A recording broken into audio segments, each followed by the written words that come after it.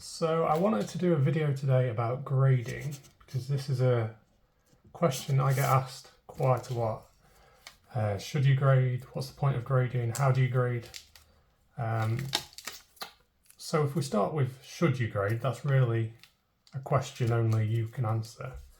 It depends what you want to get out of it. So for me, I grade all my best cards. I go with PSA. They're kind of the gold standard in grading worldwide. They certainly have the biggest volume. They grade about 1.4 million cards every month. So that'll be sports cards and Pokemon cards and everything in between. So that's who I like to use. There's a load of other choices out there. People like Beckett, Tag, if you're in the UK, Ace are pretty good. But I use PSA. So the reason I choose to grade is really one, because I like the way it looks, and two, to lock in the condition of the card. So this is a Rob Cross World Champ Auto. It's a PSA 10, so gem mint, as good as you can get. I'd like just to keep it slabbed, just so I know that condition is always locked in forever now. And I like the way they look. And the other reason people grade is to increase the value of the card. It's kind of a controversial subject, really. Does grading really increase the value? I think it does. From what I've seen from looking on eBay, I spend a lot of time looking on eBay. I'd say it definitely does increase the value. A PSA 10, like this Phil Taylor, is going to be worth a lot more than just a raw card in a top loader. Same would go for a PSA 9. So here's a Dennis Priestley 9. Why it's been marked down, I can't really see. It's a bit of a they're a bit of a closed box when it comes to grading. You can never quite tell.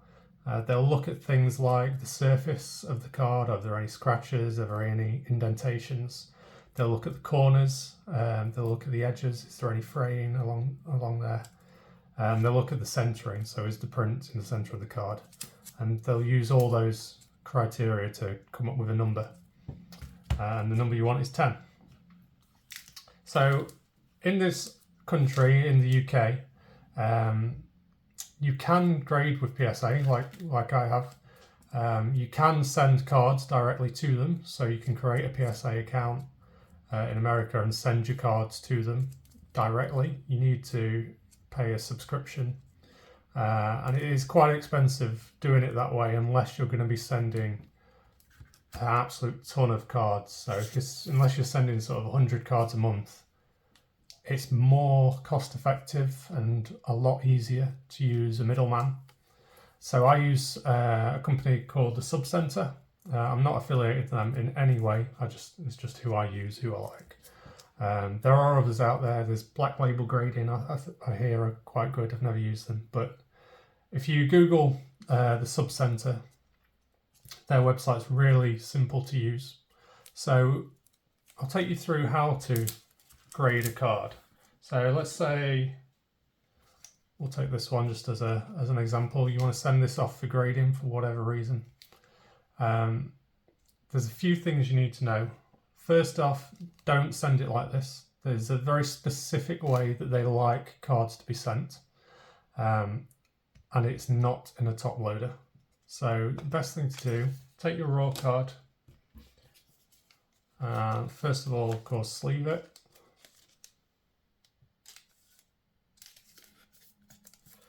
And then use one of these sub-safe holders. So put that into there. Let's take another one just so I can show you.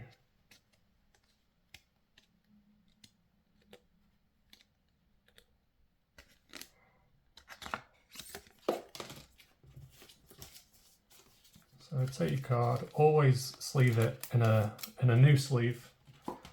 just to give it the best possible chance of getting the highest score. And again, into a brand new semi-rigid. So if you're sending multiple cards like this, there is a way that they like the cards to be sent. Inside, sleeved first, inside a semi-rigid, and then if you pack them up between two pieces of cardboard, and then elastic bands around. This is the way I've seen on the sub-centre that they prefer it to be sent. And then package it up in a box, sent off, ready to go. So if you go onto the sub-centre website, you can create an order and it'll walk you through the process of creating that order, and then you can put your order form into the package with the cards and get it sent off directly to them, not to PSA. So they will take your package, store it until they're doing a bulk send, and send it off to PSA for you. They'll cover all the things like the shipping and the insurance, which are the expensive parts. So when you go onto the website, you'll see there's a load of different options, and it can be quite confusing. It has their own kind of terminology. They talk about things like bulk of pre-1980, post-1980 sports cards, non-sports cards, value. It can be really quite overwhelming, but the thing to remember is don't worry about it too much. If you pick the wrong option, nothing bad is going to happen. So generally speaking, for the PDC dart stuff, which I collect, I send everything in bulk, the bulk value option, which is the cheapest option. Because how PSA works is what you pay for is two things: speed and insurance. So if you start with insurance, their bulk option is insured up to $500. So if you've got any card, so if you take something like this Luke Littler to 25, this has a value to me at least of under $500. It's probably a few £100. So I would send that bulk. If I've got something special, so if I take something like this Littler Next Gen to 5 Auto, that is worth more than the $500. So I would send that by a higher at a higher cost rate, and that'll give me that extra insurance. And the level of insurance that you'll get goes up the more you pay. But the other thing you're paying for is speed. So value, like what I sent this with, they say 45 working days, which is a long time. It's about 3 months and a week when you work it out. So make sure you're prepared to wait that long. If you're not prepared to wait that long, pay for a faster service. But generally speaking, I send everything value. So the way PSA works is they will work out whether the card you've sent is worth more than the option you've chosen. So if I've chosen value up to $500, if I've sent a card like that which is worth more, they will look at completed sales on eBay for an equivalently rated card. So they will look to compare this to the same card in the same grade for completed sales. So PDC is not a problem because there's very few cards have been graded, very few sales when compared to something like Pokemon. So if this was a Pokemon set, yeah, on eBay there would be every card in every grade, and you could look up exactly how much each card is worth. PDC darts is not the same thing. There's very few completed sales on graded cards because it's a brand new set. It's only been out 6 months and grading takes a long time. So there's nothing for PSA rather, to compare against. So for that reason, I send it value. But having said that, if they did find a comparable sale. So here's a Phil Taylor graded 10, PSA Gem Mint 10. If they were found a comparable sale on eBay and I'd sent this value and they decided that actually you should have paid more because this is a more valuable card than what you've claimed it to be, then all that would happen is you would get what they call an upcharge. So you'd get another invoice at the end saying, we've graded your card, you need to pay a bit more money to get it back because it's come back at a high grade and it's exceeded the value of what you told us it was. So don't worry too much about picking the right option. It can be very confusing when you go on the website and there's all the different options, but generally speaking, I picked the value.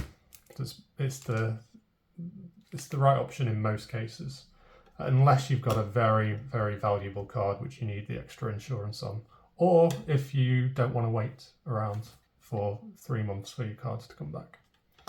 So that's grading with PSA. There's a lot of other options, like I said. So here's one card that I bought as part of a collection, which is graded with Ace. Rob Cross World Champ, graded 10 with Ace. And this is a really nice case. It is, I would say, when you compare it to the quality of the PSA cases, I think Ace is better. It's much thicker. It feels weightier in your hand. It's just a nicer product in general. So Ace are a UK-based company. So if you're in the UK, it might be a good option for you. And there's loads of others. So here's a couple. This is from a company called Arcazon, which I got as as part of a bulk sale that I did. These I wouldn't really recommend. The case, I don't know if you can see that, the case looks really quite flimsy and thin. So this is a bunting pink, which somebody has graded. Don't know why, they must have been a big bunting fan, but yeah, this just in your hand, it feels like not so much a premium product as something like Ace would. In fact, I think you could probably just crack that with your fingers. Yeah.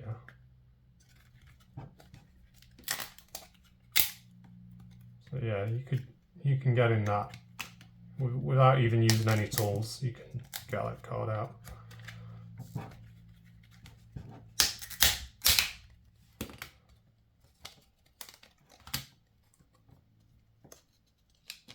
So yeah, that's not great. When you compare that to something like Ace, there's absolutely no chance I'm going to be able to break that with my hands. That's a much thicker, harder plastic, much better product. Same with the PSA. They're thinner than the Ace cards, but they still feel reasonably weighty in your hand. Whereas the Arcazon, I wouldn't recommend.